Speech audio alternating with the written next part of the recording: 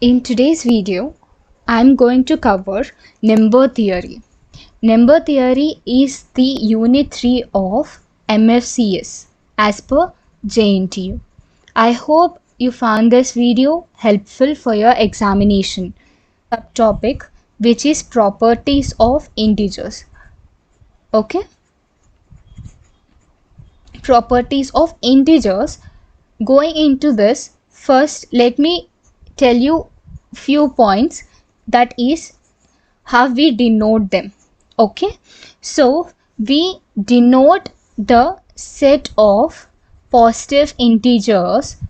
Okay, we denote the set of positive integers by capital N, and it can be represented like this. Okay, so this is the representation of positive integers. And also we represent the set of integers which include both the plus minus, like both the positive numbers and negative numbers along with 0. We represent with Z, which is 0, plus or minus 1, plus or minus 2, plus or minus 3, and so on. So this is the two representations that you need to note down. Okay, and also we can write this Z as so on, minus 3, minus 2, minus 1, 0, 1, 2, 3, and so on. This can be also the representation for set of integers. Okay, let's dive into the properties. The note is we are going to deal with the rules that are associated with addition and multiplication of all these integers. Okay, so the first rule that I'm going to discuss here is the closure property. Closure property, I'll tell you about the rule and also with an example.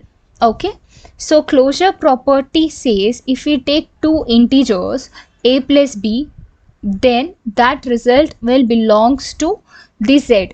Okay, and a into b, if we multiply, that result also will be belonging to the set of integers itself. And here you need to know that for all a comma b belongs to Z. Okay, here we are concentrating only on integers. Make a point. Let me give you a quick example here. The example is like 1 plus 2, where 1 plus 2 is an integer and the result 3 is also belonging to an integer. Coming to minus 2 plus 8, which is plus 5 plus 6, which is also belonging to the set of integers, right? So here we are dealing completely with addition and multiplication of integers. Okay, so this is the first property called closure property. Next we are going to deal with the second property, which is commutative. Commutative property, again we take the example of two integers where the particular addition and multiplication has been taken place. That is a plus b equals to b plus a into b equals to b into a. For quick example, I can take one negative number and positive number to give you a clear idea. Minus 3 plus 2 equals to 2 minus 3. You will get the same answer, right? Similarly, let me take one example for multiplication. Minus 3 into 2 equals to 2 into minus 3 always gives rise to the answer minus 6. Got it? So this is about commutative property and also the closure property. Next comes the concept of associative, which is the third property. I hope you are viewing my screen in a clear way and you are able to see what I am writing. So coming to this associative property, we take here three integers. So we assume that a, b, c are three integers. Okay, so here the thing here is, for associative, a plus B plus C equals to A plus B plus C. And similarly for multiplication, A into B into C. Okay, here dot represents the multiplication. So here the properties are satisfied only for addition and multiplication. Please make a note. Let me take a quick example for this, where I take three integers. Let me take 2 plus 8 minus 5 equals to 2 plus 8 minus 5. So what will be the answer? 2 plus 3, 10 minus 5, which is 5 minus, 10 minus 5 is obviously 5. So this is correct, right? And let us prove this one also. Again the same thing, 8 into 5 equals to 2 into 8 into 5. Okay, so here 5 8s are 40, 40 into 2, 80, 16 into 5, which is also resulting in 80. Okay, so this is about associative property. Next property here is the identity property. Identity property is something like, let us take a quick integer, and as I told you that in this properties we are considering only the multiplication and addition, right?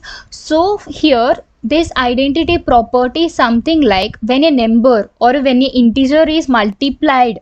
So let's take A is an integer. So when an integer is multiplied with a number, it should get the same number. Similarly for addition also, when a number is added with, it should get the same number. Okay, so this is the concept of multiplication and addition. So let's see, if you multiply A with A, it will get A square or something like that, right? So to get the same number, we should multiply with 1. And to get the same number, when you add, you have to add with 0, right? So this is about identity. When you multiply with a number, it should give the same number. So here 1 is the identity. So A into 1 equals to A, 1 into A equals to A plus 0 equals to A, 0 plus A equals to A. So that is simply about identity. Now we can go ahead with additive inverse. Okay, so as the name suggests, itself suggests additive inverse, that means it is a bit opposite, right? So when you hear additive inverse, you mean that it is bit opposite. That means when A is added, here please remember it is additive, that means addition. So when A is added with a number, it should get the answer 0. So when we will get 0? When we subtract with the same, right? So A plus this one minus A equals to 0, or minus A plus A is equals to 0. So this is additive inverse. Coming to this, let me explain here itself about multiplicative inverse also. So what is meant by multiplicative? I hope now itself you got a clear idea what is meant by multiplicative inverse, right? So when you multiply a number, okay, so when A is multiplied with a number, it should get 0, right? Or it should get 1? Tell me. It should get 1, not 0, because here addition, here additive is 0, right? Additive identity is 0 and multiplicative identity is 1. So when you add something, it should get 0, and when you multiply, you should get 1. So when you, what should be multiplied with A in order to get 1? That is 1 by A, right? So that is how it goes about multiplicative inverse and additive inverse. Got it?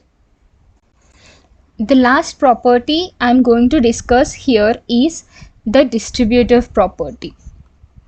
What is meant by distributive property? Where we take both multiplication and addition plays a role here. Okay, so distributive means you will multiply this and you will also multiply with this. So A into B plus A into C.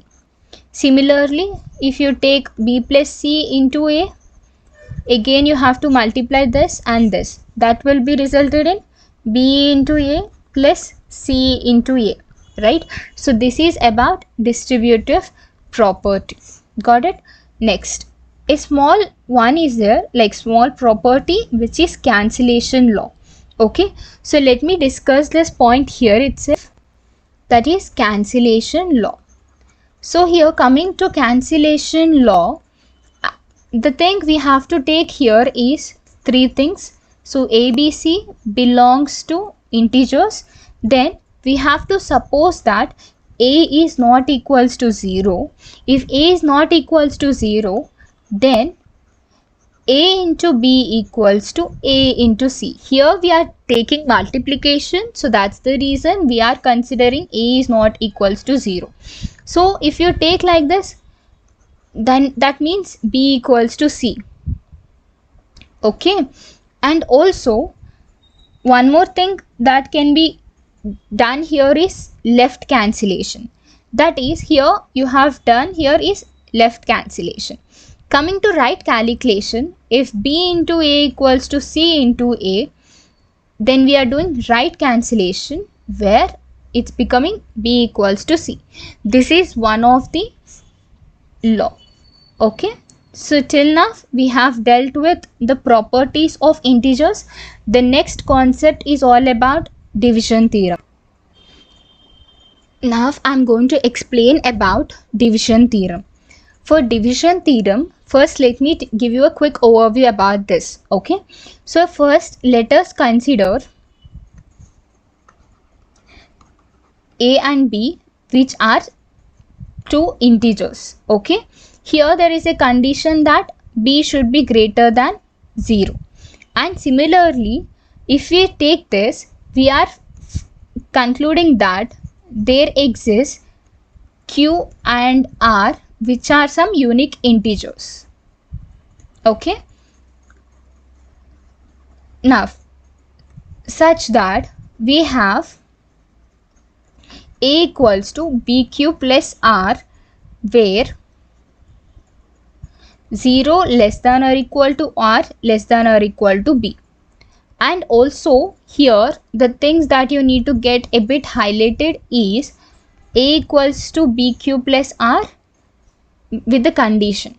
Okay, so now there is one more thing that you're gonna highlight here is the proof for division theorem. Okay, so here coming to this division theorem proof,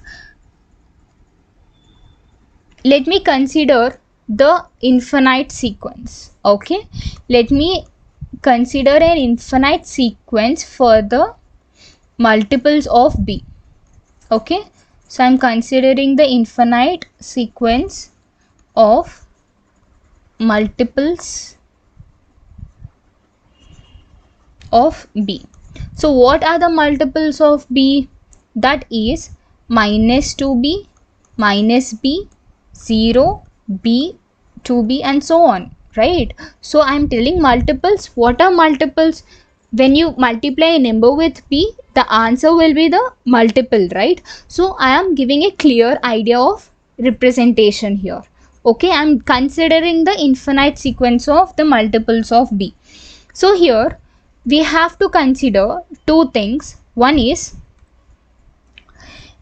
we have to say that A is equal to, we are assuming, okay, so we are assuming that A is equal to one of the multiples of B. So when you think, when it is the one of the multiples of B, how we can represent this? As A equals to QB, right?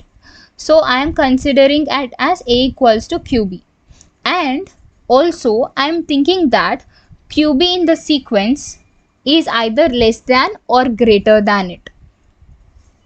Now I can form a quick sentence here by saying that QB and Q plus 1 into B.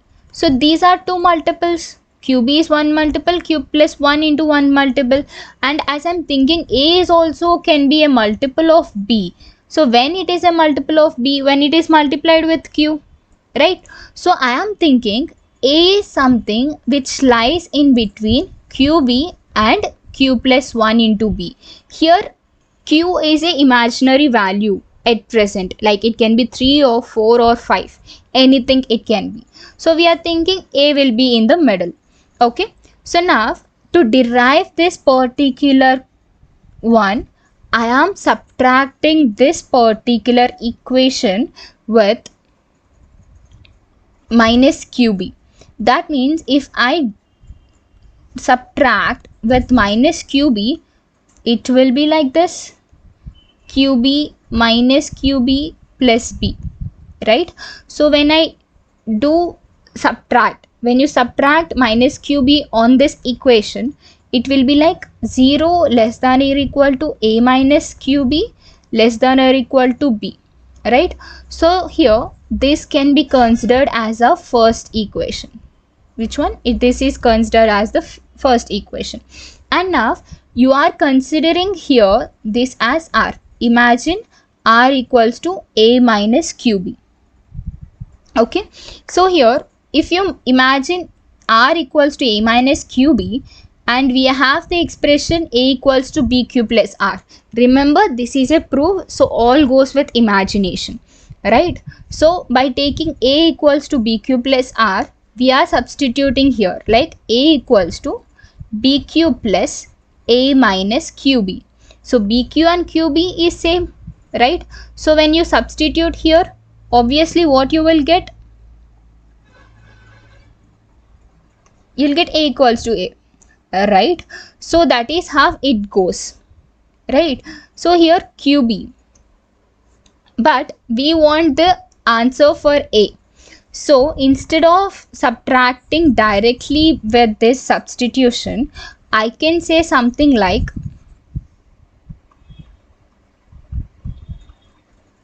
I want to derive the value of A. Suppose I want to derive the value of A, how I can write here? I'm substituting here A equals to QB plus A minus QB, right? So here I can say that QB plus R. How this QB plus R has been given? By taking this into consideration. Means I'm considering this complete A plus QB plus R. Okay.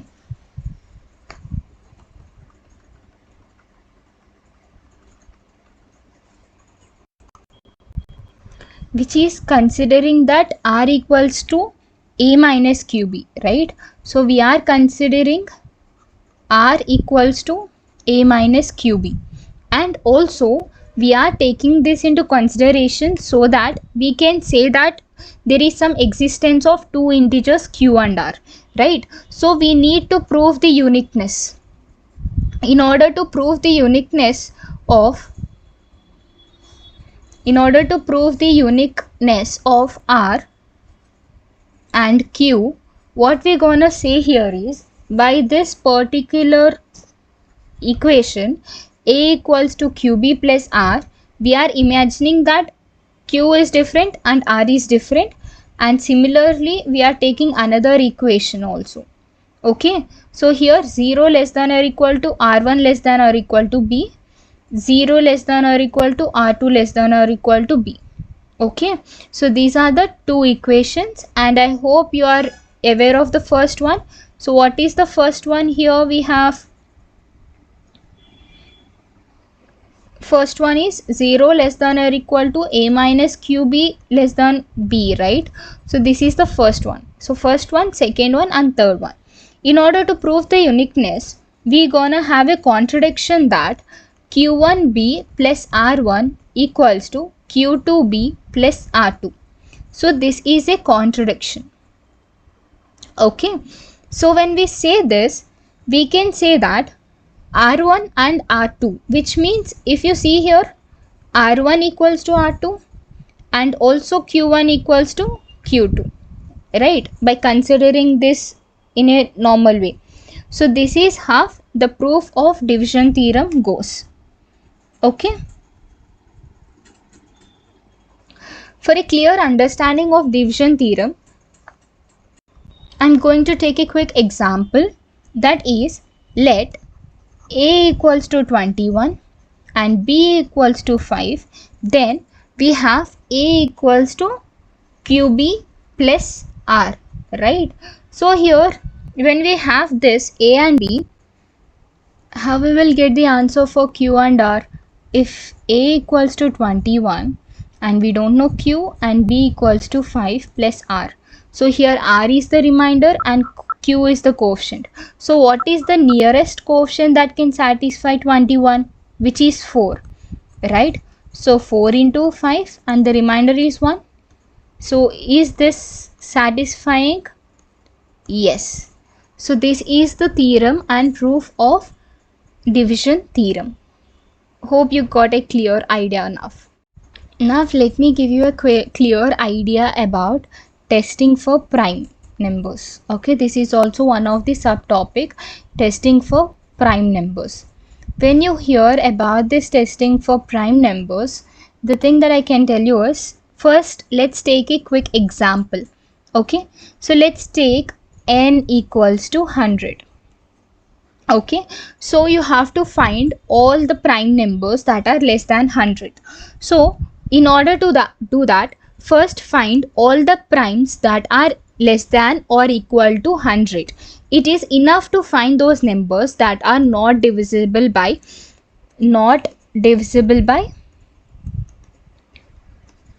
2, 3, 5 and 7.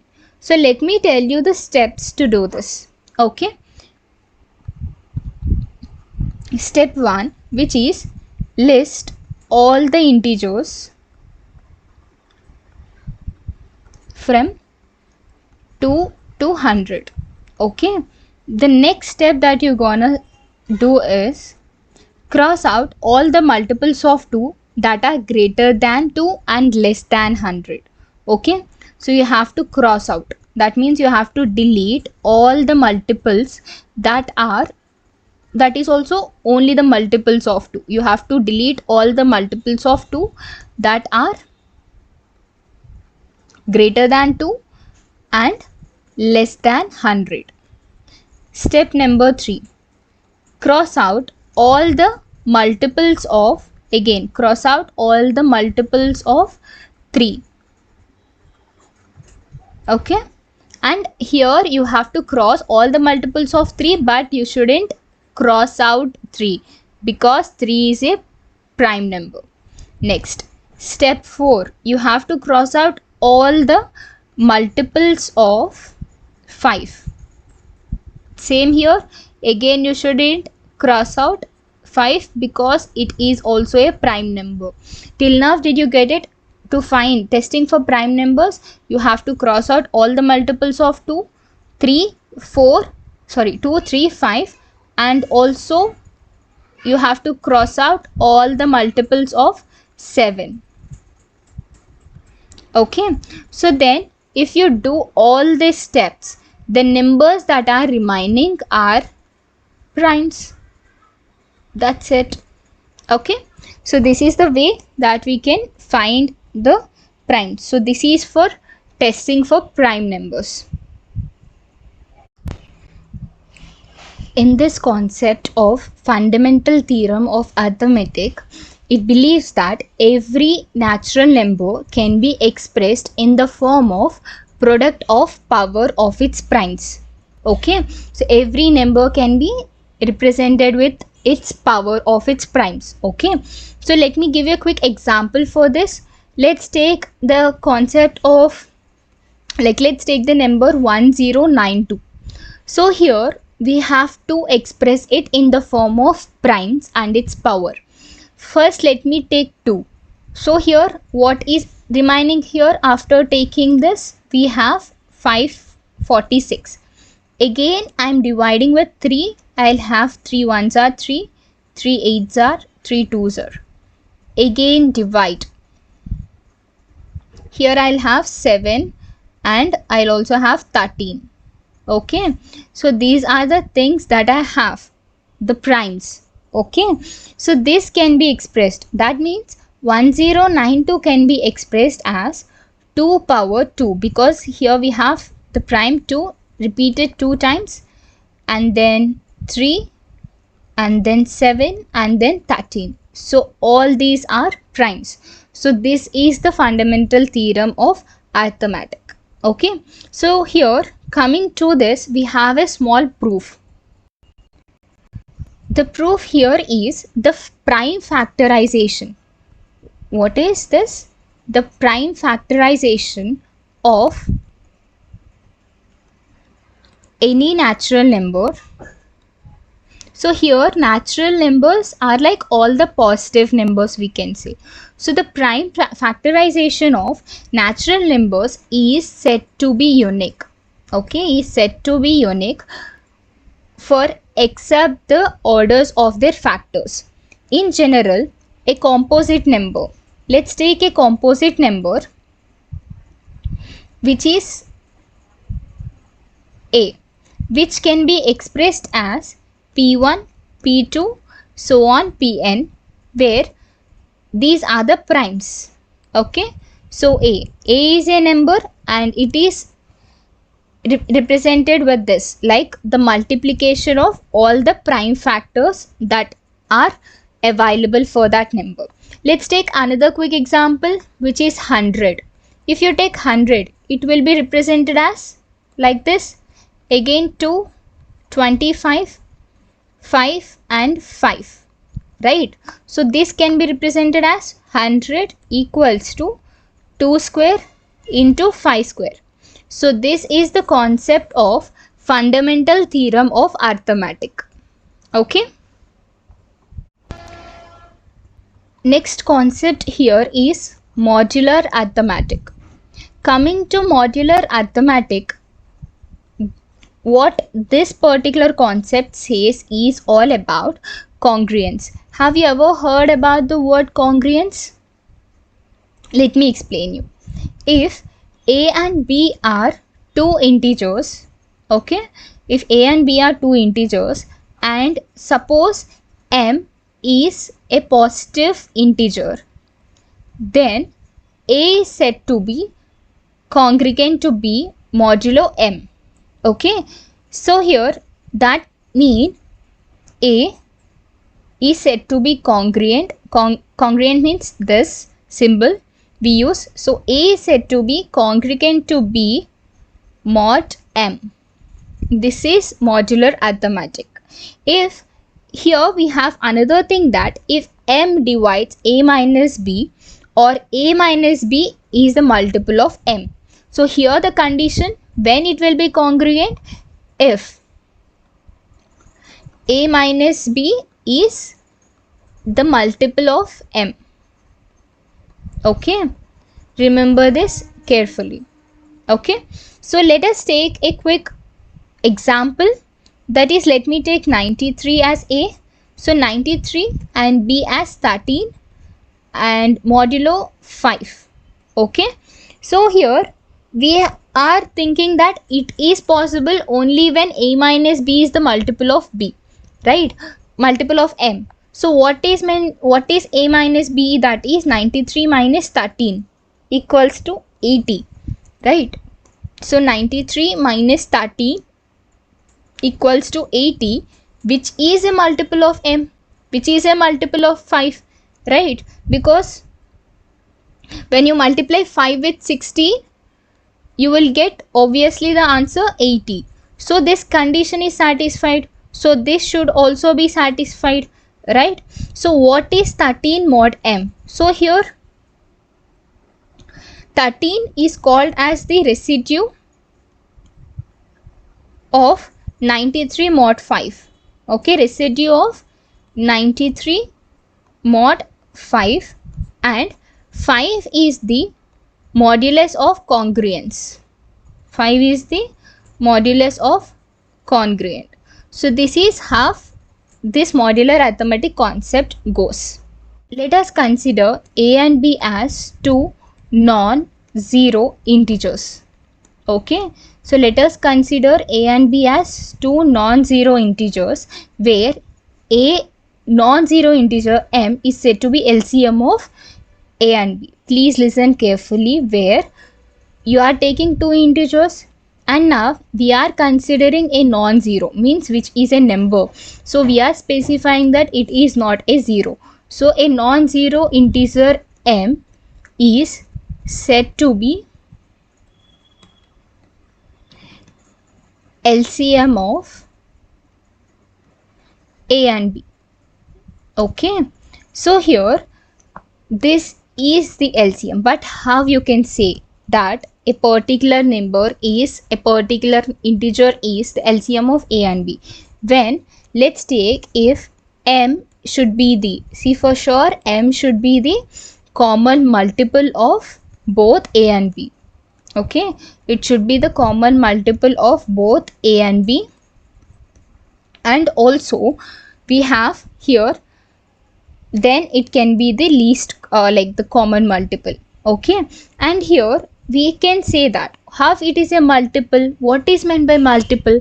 When a number is multiplied with a number, you will get the answer, and this is called the multiple, right? So when b is also multiplied with some number, it is getting the same number. So when this is the common multiple, then there is a chance to be an LCM.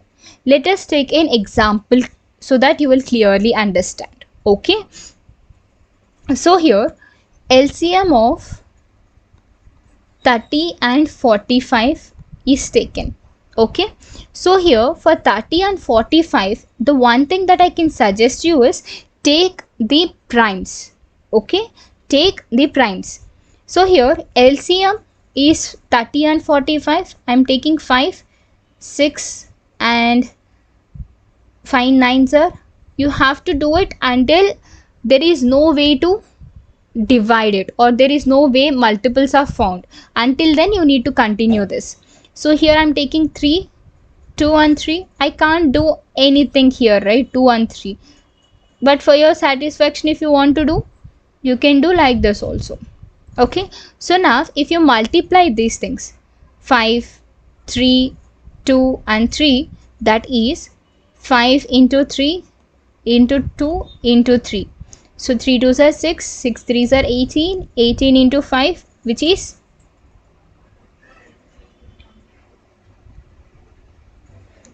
90, right? So this is how it goes. And we can also find the LCM in another way, but to know that you need to know about GCD first. So let me talk about GCD also. Now we are going to concentrate on the concept of GCD, which is greatest common divisor. Okay, coming to this concept of greatest common divisor, the concept goes like this. Let us take the definition first. There are various definitions. So I have 3 definitions with me. Let me discuss the best, easiest way possible. So definition 1 of GCD is a non-zero integer. Obviously a non-zero integer, let us take it as D, is said to be a common divisor. So D is said to be a common divisor. When it is said to be a common divisor, only when if D is divisible by both. So when D divided by A and D divided by B. Let's take with an example. Let's suppose 2. 2 can be said as common divisor of both 12 and 18, because it is divided, it can divide both 12 and 18, right?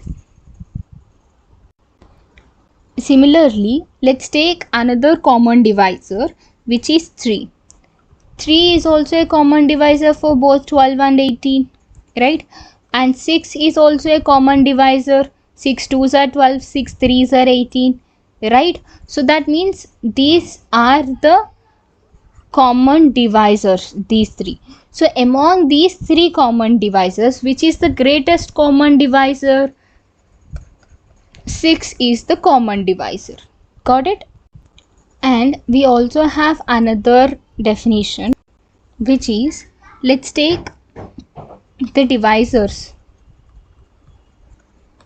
of 12 and also the divisors of 14. Okay, so what are the divisors of 12? 1 obviously, 2, 3, 4, 6 and 12 itself is a divisor. Similarly for 14, we have 2 7s are 14, right? And this. Now the GCD, the greatest common divisor for both 12 and 14 will be which are common. So this is common, 2 is common, there is no 7 and there is no 14 here. So the greatest common divisor for 12 and 14 is 2, which can be said like this. Got it? So like this we can get the GCD. So let's take that.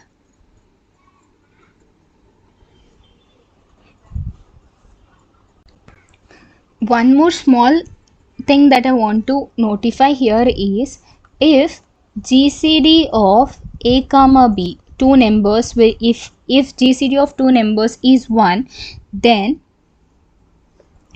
A and B are said as relatively prime, or it can be also said that A and B are co-primes.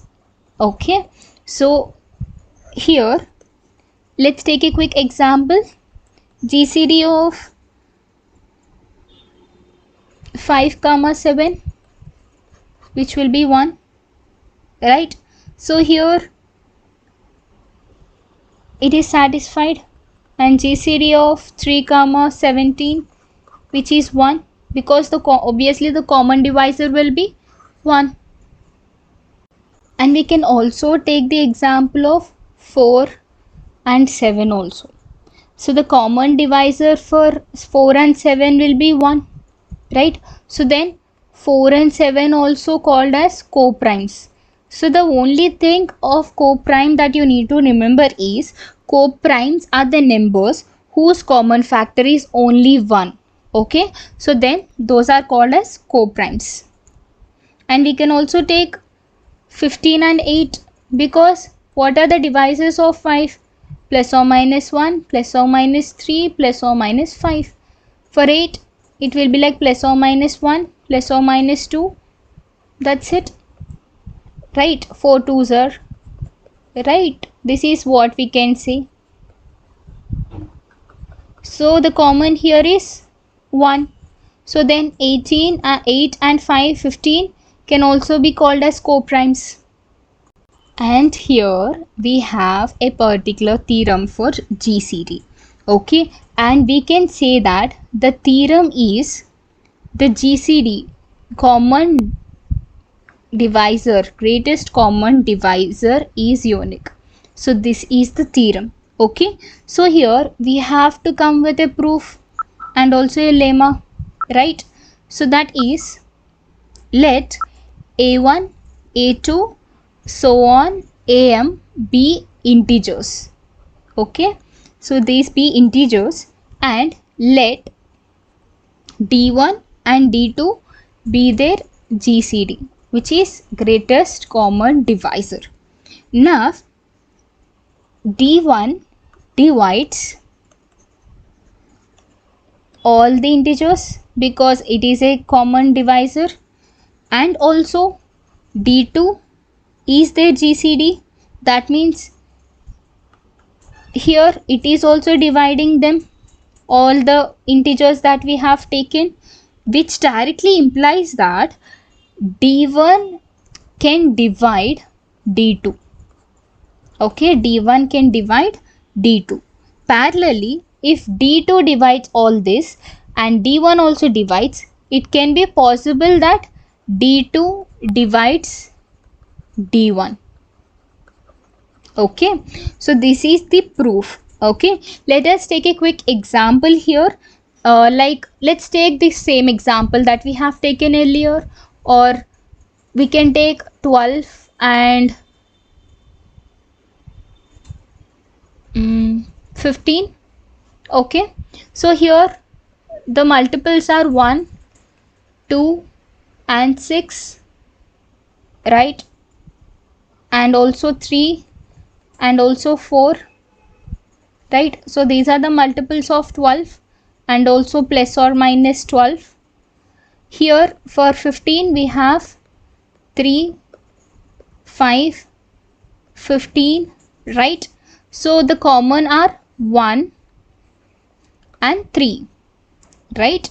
So here if this is the thing, and here d1 is 1 which divides 3, or 3.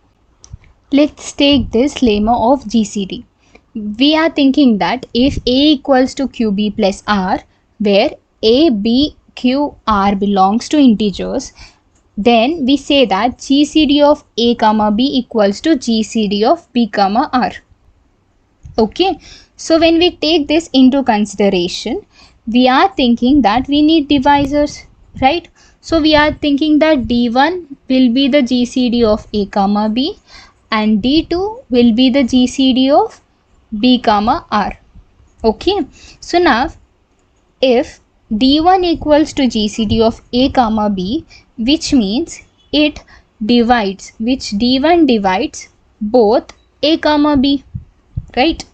Then D1 which can also divide R equals to A minus QB. So why we have taken R?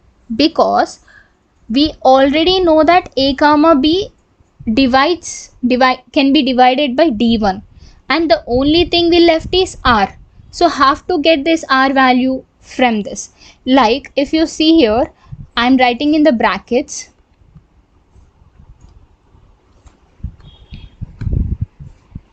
A equals to QB plus R, right? So for R value, I am sending this to the left hand side. So it will be like A minus QB. Got it? So like that I have derived the value of R. Okay. So now we can say that common divisor of AB can also be the common divisor for BR. But let's prove. Okay. So here we are saying this like this. D2 will be the GCD of B comma R. So we have D1 less than or equal to D2, because some divisor should be less than or equal to another divisor, right? So when we have D1 less than or equal to D2, parallelly we can say that D2 is the GCD of B comma R, right? That means D2 can also divide B and R, right? D2 divides B and R, and which can also say that D2 also divides A. So what is A? A equals to QB plus R, right? So that is how we came to a conclusion. So remember, when D1 is the divisor of GCD of A comma B, it can also divide the another remaining part. Other than A and B, we have R. So we thought it can also divide R. So what is the value of R? A minus QB. Similarly, when D2 is the divisor of B comma R, so what is left? A. Have to get the value of A. As we assumed, A equals to QB plus R. From this we got to know, right? Next, here the common divisor of B and R is also the common divisor of A and B. So that is what you need to include. Okay, so here the common divisor for sure it will be there. So the common divisor for A and B will also be same for the common divisor of B and R. Okay, so that is one thing that we need to make a note. And now if D2 is less than or equal to D1, or D1 is less than or equal to D2, from these two sentences, okay, from 1 and from 2, the one equation can be like this: D1 less than or equal to D2, and equation 2 can be like d2 less than or equal to d1. So from these two equations, which is common? d1 equals to d2, right? The common between 1 and 2 equation is d1 equals to d2, right? So from this we got to know that GCD of a comma b equals to GCD of b comma r. And I once again repeat, these proofs and lemmas is all based on our imagination in order to prove that our particular theorem is correct. Okay, so it is all depends on the imagination, and it all depends on the technique that you can remember. Is a into b divided by GCD of a b. Okay, so let us take the same example that we have solved earlier, that is LCM of 30 comma 45. So we normally solved it like this, right? 30, 45, 5 6 5 9 3 2s 3. So here how much we got? We got 90, right? So here, by taking this into consideration, by applying this formula also, we can check what is a 30. So 30 into 45. So 30 into 45 will be 1350 divided by GCD of a comma b. So what is the GCD of this? Let's see.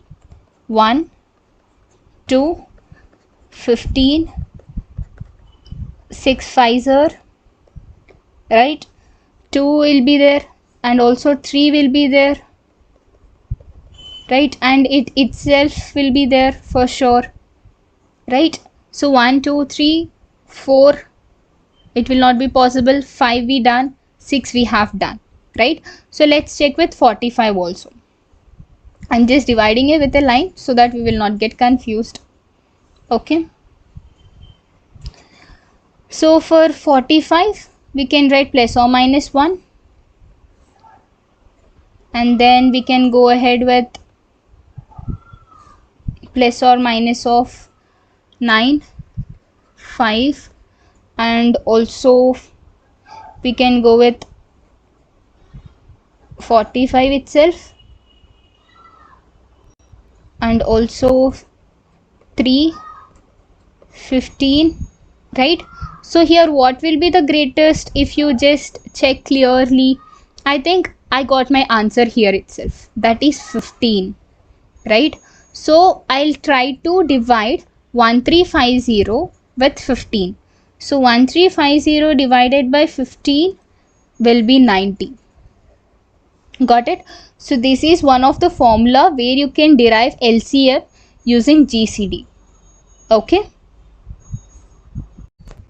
Here is Learn with Smiley Google Classroom. To enter this Google Classroom and download all the materials, you can enter the code YAA766Y, or else you can also copy the link that is given in the description box. So from this you can enter into Google Classroom and you can download all the PDFs. Let me show you if you are a bit confused.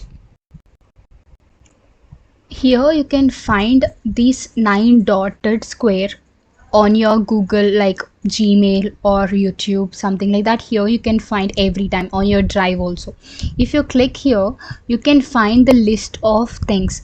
Here you can find Google Classroom. Okay, so once you click on this Google Classroom, you can see a plus button over here. So you can click on join class and you should enter the code that was provided. So then you will be able to join the classroom and able to download the PDFs from there. Happy learning.